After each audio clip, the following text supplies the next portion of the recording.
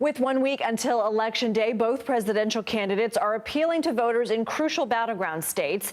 North Carolina is one of those key states with 16 electoral votes up for grabs. Early voting in the Tar Heel state began October 11th by mail and October 17th in person. CBS News Executive Director of Elections and Surveys, Anthony Salvanto, joins us now to dive deeper into the state. So, Anthony, good to see you. How are voting regions split up in North Carolina, and which way are they trending? Yep. So as we get closer to Election Day, I want to break down every state. This is an example in North Carolina of why I always call them battleground states, but not swing states. You hear that term a lot because North Carolina hasn't actually swung of late. Barack Obama won it in 2008, but then it has been Republican. I'm going to pull out the 2020 election because it's always been just a little bit out of reach for Democrats. So can they swing it now is a big question. This is how you watch it. Now, I'm going to start with that 2020 vote. There are a couple of areas in North Carolina. Start with the Raleigh-Durham area. You see these areas in blue here? They cast a lot of Democratic votes.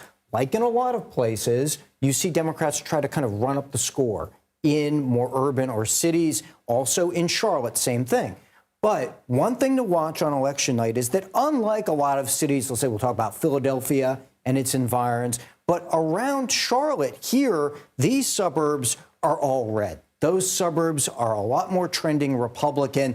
You know, if the Democrats are going to cut into those margins there, that's one of the things that we're going to be looking for. And then number two, just to sort of illustrate that point about where the vote comes from, I'm going to take the state map. I'm going to kind of turn it on its side. And the higher bars here is where more vote comes from. And that's what I'm talking about Democrats needing a lot of turnout in Raleigh, a lot of turnout there in Charlotte, and even in Asheville, too. Obviously, you've got a lot of area in here tragically affected by the hurricane. So we'll see what happens there. A lot of red counties as well. But that's how you sort of look at it from a turnout perspective, Lindsay.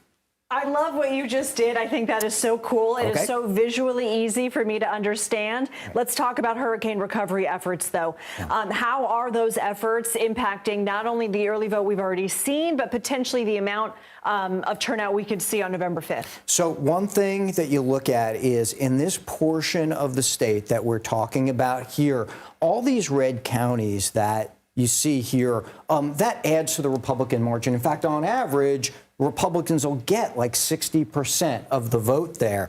But to come back to the point about Asheville in particular, to use the 2020 vote as an example, you know, Joe Biden got a 30,000 vote lead just out of that county.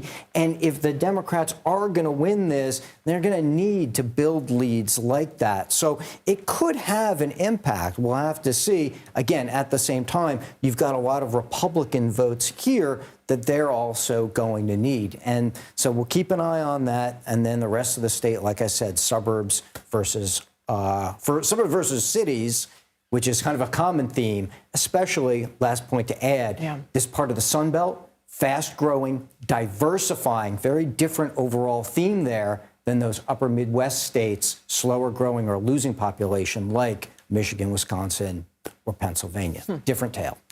Anthony Salvanto, looking forward to seeing a lot more of you from now until Election Day. Thank you.